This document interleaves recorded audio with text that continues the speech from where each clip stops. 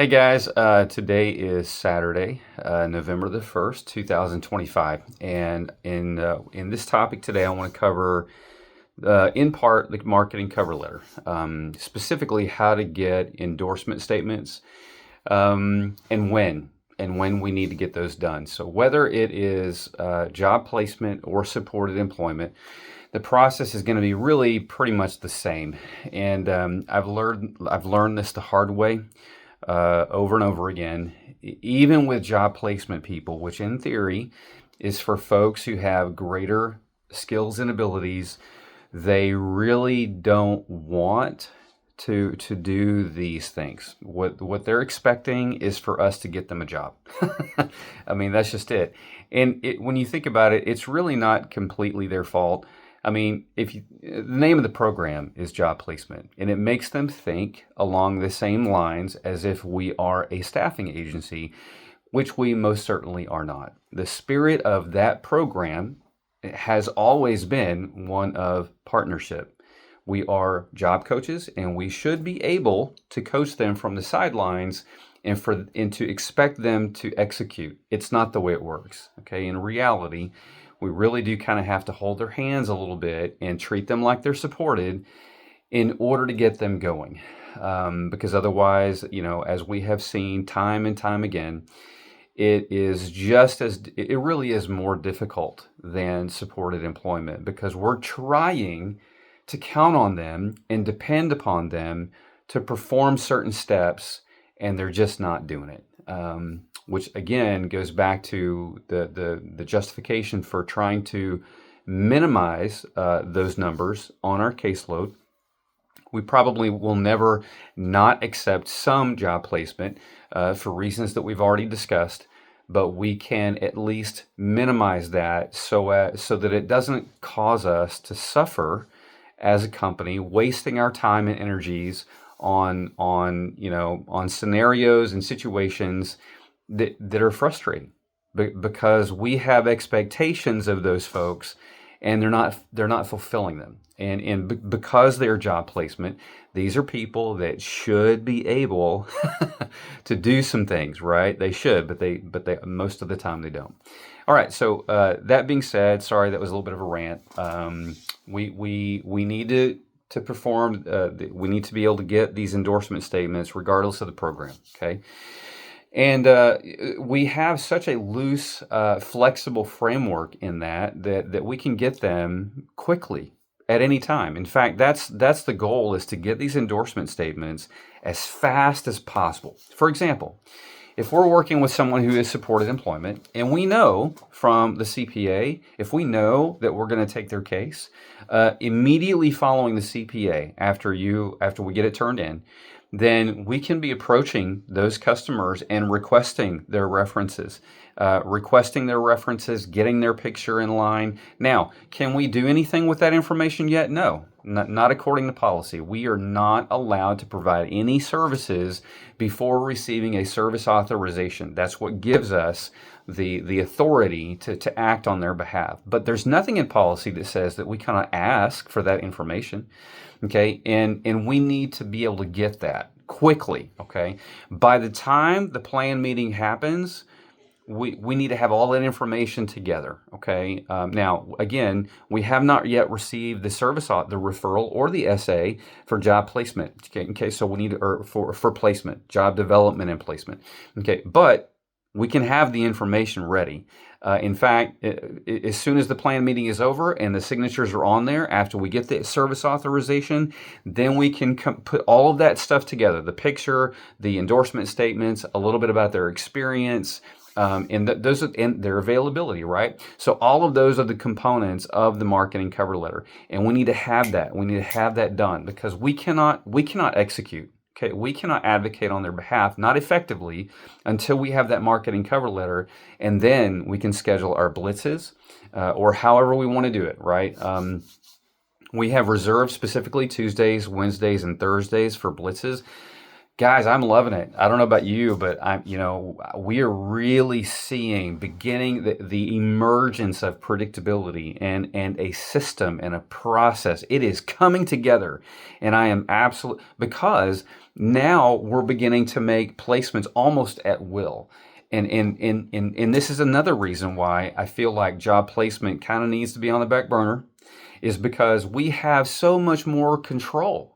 We are able to keep the ball in our court, so to speak, so that we can place these people. Plus, another difference between job placement and supported is that job placement, their targeted employment goals are far more nichey. It's like a needle in the haystack, right? The more educated someone is, the more experience they have in a certain industry, then they're wanting something that is oftentimes either unrealistic or unattainable, or it's going to take a long, long time. Okay, and that goes back to being discerning in the cases that we take on. This is for another conversation at another time, but we're going to have to improve our process for how we delicately, courteously, with kindness and fairness, how we evaluate each of the cases that are coming in. I love our counselors. God bless them. They have a really hard job to do, right?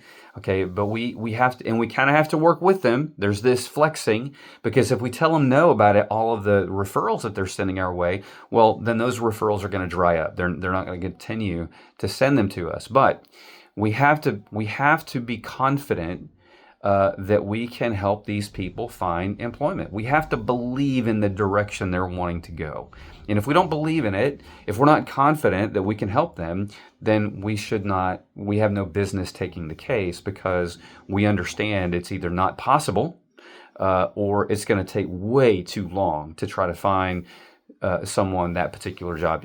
As we know, the supported employment program is mainly for entry-level positions, which that's our bread and butter. I mean, really, when you think about it, if you look at all of the placements that we're making, more than 70% of them, 80% of them are basic entry-level positions that people with disabilities can come in and thrive in those jobs. And our goal is to find something that they will enjoy, something that they can stay with for a long time.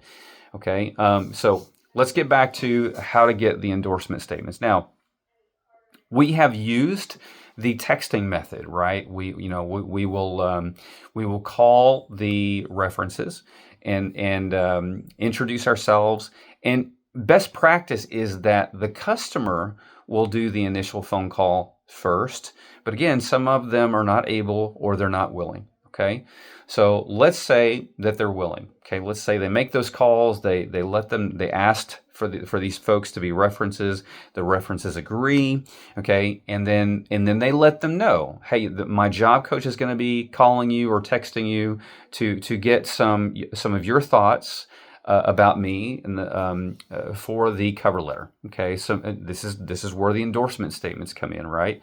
So really, then we try the texting, right? We text each of those references the first time to see if we can get a response. A lot of times, I would say more than half of the time, we can get good responses from the references. Okay, but sometimes we can't. Okay, for whatever reason, I don't know. Sometimes it just works out this way. On people that are well loved, we can get them within 24 to 48 hours. On people that may be challenging, okay, and that, I think that's an appropriate word, because they're speaking volumes, okay? When they don't respond, when those references do not respond, that's a red flag for us. It communicates a problem that we may not yet know about, a challenge in that person's life, a challenge in that person's personality or work ethic. In other words, these references are kind of on the fence as to whether or not they want to be a reference or supply endorsement statements.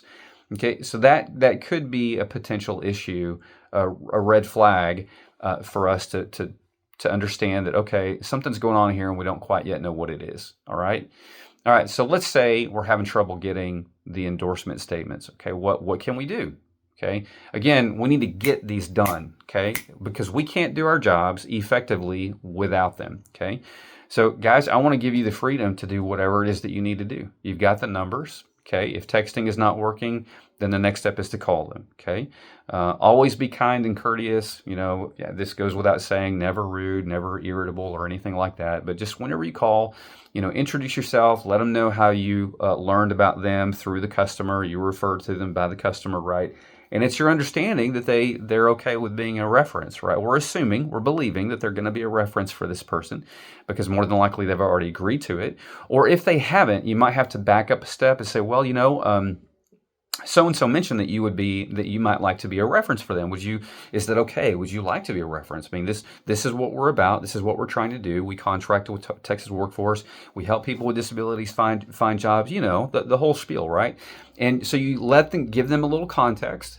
And then you ask, would you like to be a reference? And if they say yes, then you can move forward with, okay, well, what we're trying to do is put together a very special kind of cover letter. It'll have his picture or her picture. It'll have endorsement statements. It'll have a little bit about their experience, their availability, and this is one, you're really speaking well of this tool that we use to advocate for them, because this is like, again, an army of advocates on behalf of our client. All right. And they get to be part of it. All right. And so, and then you start asking the questions, the same kinds of questions that are in that text, so that you can get the information. Okay. So there's a couple of ways to get the information. You can there are apps where you can record the phone call. I'm not too comfortable with that for privacy reasons. Okay, you can try to do that, but is it, the ethical dilemma is it fair to them not to know that they're being recorded? I mean, and if you tell them that they're being recorded, would they like that? So I would use that as kind of a last resort, but you can take notes. Okay, you can take notes. You can have a Word document pulled up, and if you type quickly, you can type what they're saying and do it that way. That's how I do it. And I'm asking as many questions and getting as much information as I possibly can. Again, you're not going to be on the phone. You should not be on the phone with them more than 5 minutes. I mean, from start to finish, it shouldn't take more than, and you can let them know at the beginning that this isn't going to take more than 5 minutes. Okay, and it shouldn't, because you should be able to get all of the sentences. Think about it. If we're really only looking for 3 to 5 good sentences, really a short paragraph, concise, right? We're wanting to get the meatiest, best, most excellent, honoring information about this customer as we possibly can, to build them up for the employer, to attract the employer's attention so that we're invited to apply and then we're invited to interview. Okay. Because what I've learned, and not to get on a tangent, but what I've learned the hard way, and I think you guys have to an extent, is that when we don't use a cover letter, then that time, I mean, it's frittered away. I mean, the opportunity is lost. We really we have discovered a tool that, yes, it does take a little bit of time at the front end to lay the foundation, to build that bridge. Okay, it's not completely built until we make that connection with the business, right? It's not completely built until we start getting invited to apply, an interview, and then the job is offered. But we see how it's an integral part of the whole process, and I absolutely love it, and I think that you guys have seen the value in it too. So that goes back to the urgent need to get those cover letters. So again, to kind of recap, we want to, as soon as we receive the customer, either as job placement, especially if it's job placement, get after it. Get that marketing cover letter built as quickly as you can, okay? And we also need to get the 1850 done, okay? We want to try to get as much of that stuff done up front as we can, because you remember, benchmark A of job placement is an absolute beating. There's so much documentation that is required, okay? And we want to try to tackle that and get the customer involved, okay? Get them to help us as much as they can. Even when it comes time to meeting that first time face-to-face, have them bring their computer, right? Have them help you with the 1850, because otherwise, I'm just telling you guys, it is so hard to get them to do it. It's almost impossible, honestly. They don't want to do it. Okay, and so who ends up doing it? We do. We do.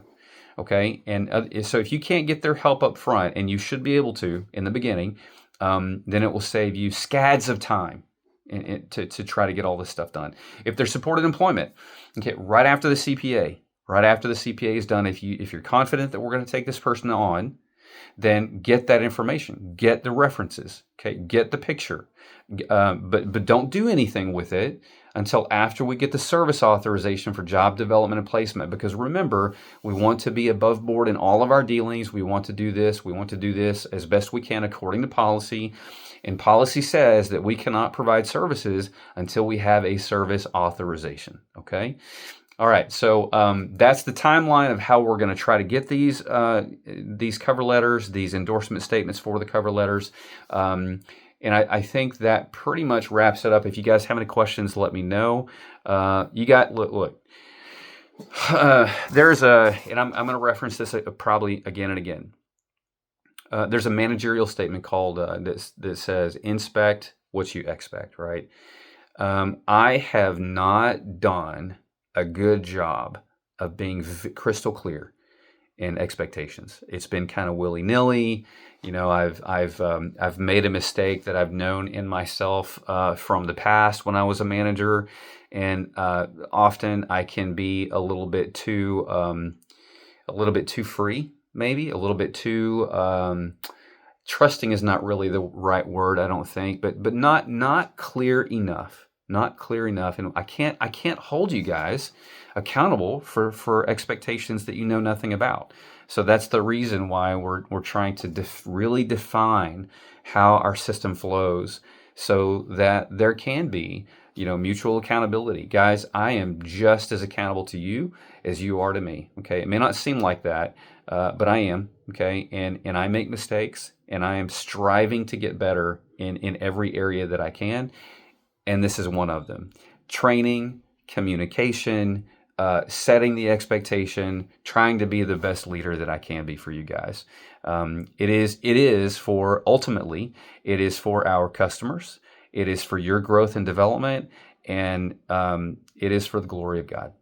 All right, we'll talk soon. Thanks. Bye.